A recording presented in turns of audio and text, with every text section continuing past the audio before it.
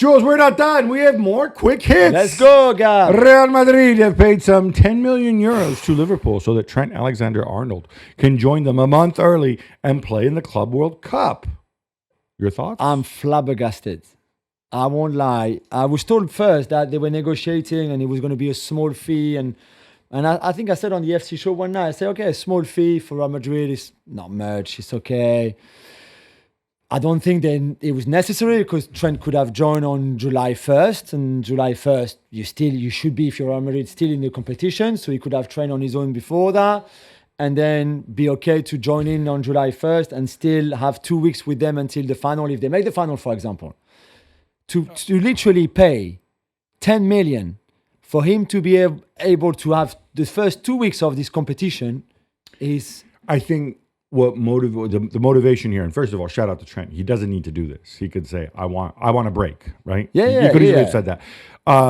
This tells you that given how disappointingly last season ended, Real Madrid think it's really important to go and do well in this, to make a statement, to help Xabi Alonso along in his new gig, and that Trent is obviously going to be a part of that. And don't forget, winner gets 90 odd million, and I think that's what they're shooting for. I looked it up.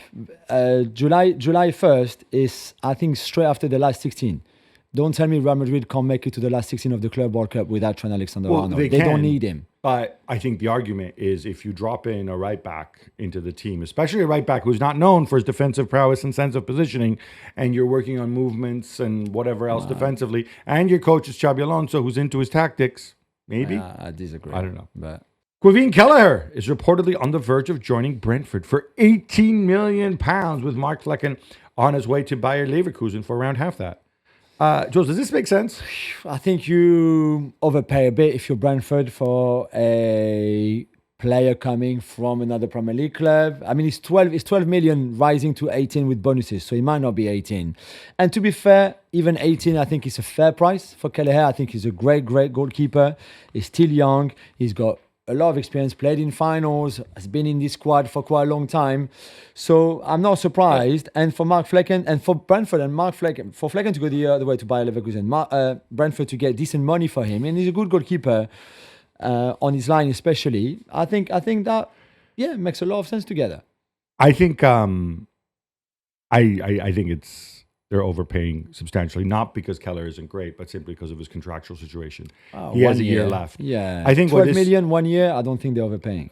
I think what this says to me is that Keller says, I really like the fit at Brentford, because when he projects forward to his career, a year from now, I mean, he could force a loan. He's got a lot of leverage over Liverpool. So this says to me, he really respects Liverpool, and because he could have made life quite difficult here, and then gone anywhere in a free and really picked his spot. He wanted to leave this summer and play. No, I know he did. But what I'm saying is he could have done that. And that might have been better for his career. And I would imagine that he really felt the vibe. He felt the fit with Brentford.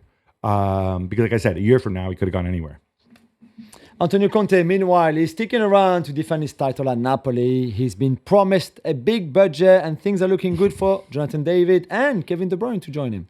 Yeah, in the press, they're even saying 150 million euros. I'm like, there's no way they're spending 150 million euros. Certainly not net. Or maybe this includes the wages for free agents like Jonathan David and Kevin De Bruyne. Kevin De Bruyne looks very, very close at this stage. Yeah. You get those two guys in.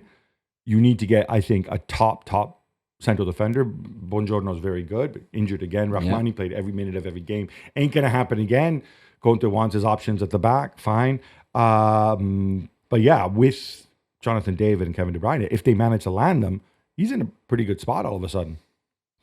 Those Saudi sirens won't go away, Jules. El Hilal really want Bruno Fernandes, apparently. Yeah, they're there. They're very much there. The big contract is on the table with a lot of money, a lot of zeros on that paycheck. I don't know. I don't know if it's down to him, to United, to decide what to do. Does he want to go? I don't know. But I think it's hard to say no to a contract like that at his age. Especially when you figure the first sort of, like most superstars of his magnitude start earning a lot of money from the early 20s. Bruno Fernandes did not, certainly not in Novara and Sampdoria and Udinese, places like that. Even at Sporting Lisbon, he wasn't making a lot of money when he's player of the year. That said, Bruno, think about it. Listen to your heart. Let the football talk. Stay where you are. Manchester City hope to push on in their pursuit of Tijani Reinders from Milan and Ryan Cherki from Lyon. Good fits, Jules? I like them both a lot. We disagreed with Frank Leboeuf. Just a little bit. Sunday, he said that Cherki was not fit for Pep Guardiola's style of football system, which I think is nonsense completely. I don't understand why Frank said that, because I think Ryan Cherki can play in very different ways, in very different systems. We saw that with Fonseca, which is a more positional play than under Pierre Sage, which was more vertical, and Cherki was great in both. So I've got no worries if City signs Cherki and Guardiola signs Cherki, that Ryan would be great for them.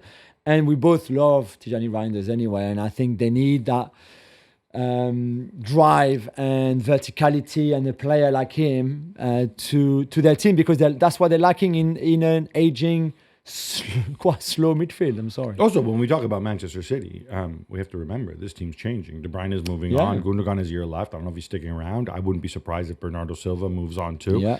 You certainly can go vertical. You've got the legs to do that in Haaland and Doku and Marmoush and Savinho, if that's how you want to play. So, yeah, I don't see the issue there. Big week for Chelsea, Gabby. They've reportedly agreed personal terms for Liam Delap and will make a decision on Jadon Sancho. I think Delap makes a lot of sense. I've been going on since I've been blue in the face about Nico Jackson, needing an alternative. I've had people tell me, but Marc Guiu is really good. No, I don't think Marc Guiu fits whatever Enzo Maresca. I don't know how much input he had or whatever, but Delap makes sense. Jadon Sancho, if you could negotiate. Remind people what the situation is, because it's either £5 million. So they took him on loan with an obligation to make it permanent, or they have to pay $5 million in compensation, which is essentially is a loan fee for 1 year. This only makes sense if you can agree terms to a reasonable contract with Jadon Sancho. Most of Chelsea's players are not very highly paid, even though they have very long contracts. And if you can get him to fit into that, I think it's worth keeping him around. Yeah. Rafael Leao has been linked with a move to Bayern. Jules, I guess they have money. They have all that money that they were going to spend on Florian Wirtz, so they can spend it on him. Yeah, if you're Milan, you're like, yes, 150 million you wanted to spend on Wirtz, then here you go. Well, we'll take 100, don't worry. But we leave you 50 million. I mean, I would not go there, but if they want to, then be my guest. Look, I think if Leao harnesses his talent, it's a bit like we were saying earlier about Dembele. Is it not too late? Can he really? It's not the same personality. I don't know. Well, first of all, he's had a few coaches that tried. There's been a few coaches that tried. It takes a special one. I would not take this gamble now. In fact, if I were Milan, when Max comes, I says, Max, this is Rafael Leao. What is your plan for him? Yeah. Right? And it has to be a better plan than what we got from the previous managers.